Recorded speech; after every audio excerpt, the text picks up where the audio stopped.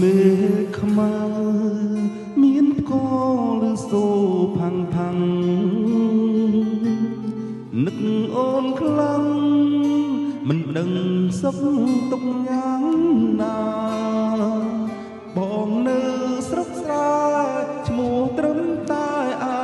ដិតសង្សារគៀងក្រុងសង្ហាគេបានជីវ៉ាមើលថែ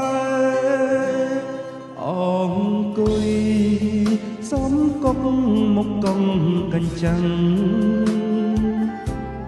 ស្រណោះដាំ